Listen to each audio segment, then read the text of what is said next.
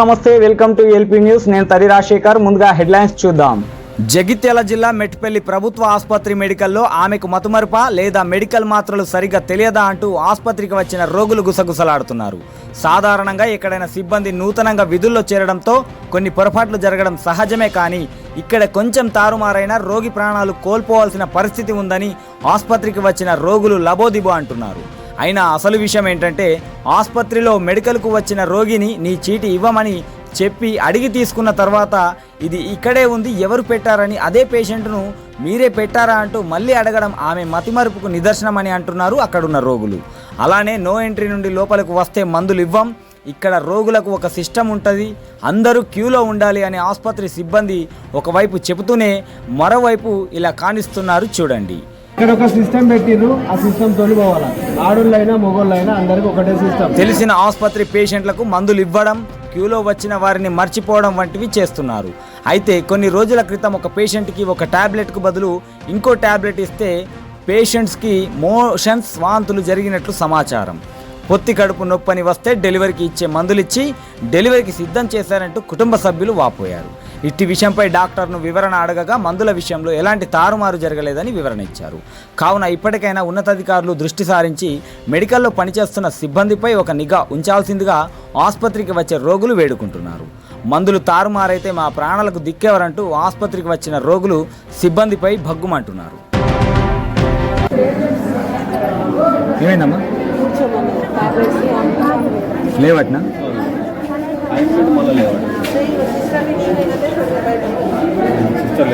Sister లేదా ఆమె ఇస్తుంది. ఆయింట్మెంట్ నాకు రాపింది,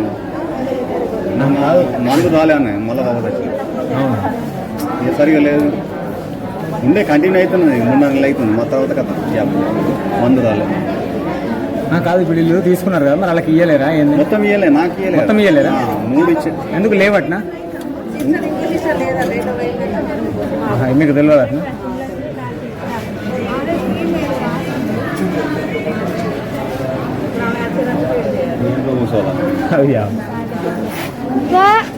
నొప్పి ఉంటాయి, వేసుకుంటాయి.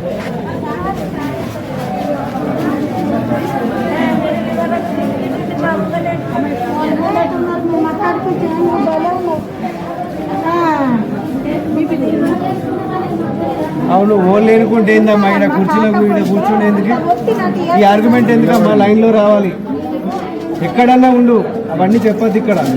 ఇక్కడ ఒక సిస్టమ్ పెట్టిరు, ఆ సిస్టమ్ తొలిపోవాలా, ఆడోళ్ళైనా మొగోళ్ళైనా అందరికి ఒకటే సిస్టమ్. వచ్చి ఇక్కడ మేము 3 గంటలు అవుతుంది కదా, మరి అక్కడికి వెళ్ళి తీసుకున్నారు కాదండి. మనం కరెక్ట్ గా ఉండాలి, కరెక్ట్ గా మాట్లాడాలి. మీరు తీసుకున్నారు, నాకు తీసుకున్నాక అతను తీసుకొని అతనికి మందులు ఇచ్చారు.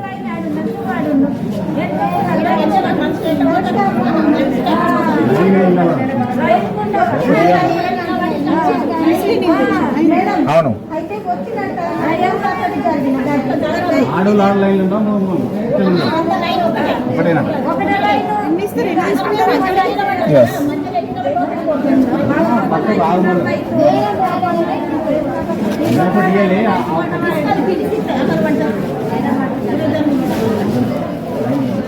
హాస్పిటల్లోకి ఎందుకు వస్తారు తల్లి? అందరికి ఏదో ఒక రకమైన ఇబ్బంది ఉంటేనే కదా వచ్చేది, అది అర్థం చేసుకోవాలంటే. ఇంకొకరితో మనం మాట అనిపించుకోవద్దు, పడవద్దు.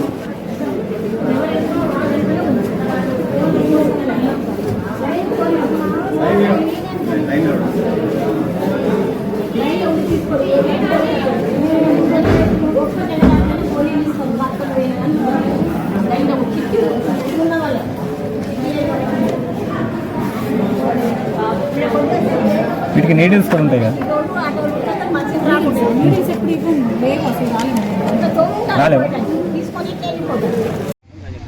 ఇప్పుడు మా భార్య ప్రెగ్నెన్సీ ఉన్నాయి. ఇక్కడికి మేము గవర్నమెంట్ హాస్పిటల్కి వచ్చినాం. గవర్నమెంట్ హాస్పిటల్కి వచ్చి మేము పొత్తి కట్టుకుని వస్తుంది భార్య ప్రెగ్నెన్సీ అని చెప్పేసి ఇక్కడికి వచ్చినాం ప్రొద్దున. ఇప్పుడు వచ్చి వారం రోజులు అవుతుంది. ఈ వారం రోజుల నుంచి పొత్తి కడుపు నుంచి వస్తే ఇక్కడికి వచ్చేసరికంటే ఎక్స్రే తీసుకురాపో లేకపోతే ఏదైనా కూడా తీసుకురాపో అని చెప్పేసి అంటున్నారు. సరే, తీసుకొచ్చినందుకు నొప్పి ఏంటో చెప్తేనే మనం ఏమైనా ట్యాబ్లెట్ కానీ ఏమైనా గోళీలు తీసుకోవచ్చు. ఏదైనా విషయం అర్థం చేసుకొని మనం చేయొచ్చు, ఇది తప్పు ఇంకోసారి జరగద్దని.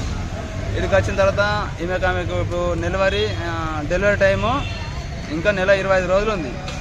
నెల 25 రోజులు అయితే వీళ్ళు ఇప్పుడే డెలివరీ టైం అని చెప్పేసి ట్యాబ్లెట్లు, గ్లూకోజ్లు ఇచ్చేస్తున్నారు. ఒక్కరోజు అంటే మర్చిపోయారు. రెండో రోజు కూడా సేమ్ అవే ఇచ్చారు. అవే ఇచ్చి నీకు డెలివరీ టైం రేపు పొద్దున అని చెప్పేసి అంటున్నారు. సరే డెలివరీ అని చెప్పేసి మేము పోయినాం. పోయేసరికంటే పెద్ద మేడం అడిగితే ఏమంటుంది, అయ్యో మర్చిపోయి ఇచ్చారు, మా తప్పే అని చెప్పేసి అంటున్నారు. మా డైలీ ఎవరున్నారో వాళ్ళని అడుగుతాం, మేము మీరు పేపర్ రాసారు అంటున్నారు. పేపర్ రాసిస్తే ఇంకోసారి దగ్గరికి వెళ్తే వాళ్ళు కూడా పేపర్ రాసి మేము చూసుకుంటాం అని చెప్పి అంటున్నారు. ఇప్పుడు ఎవరి దగ్గరికి అడిగినామని ఇదే విషయం చెప్తున్నారు. ఎవరిని అడగాలని అర్థం కావట్లేదు.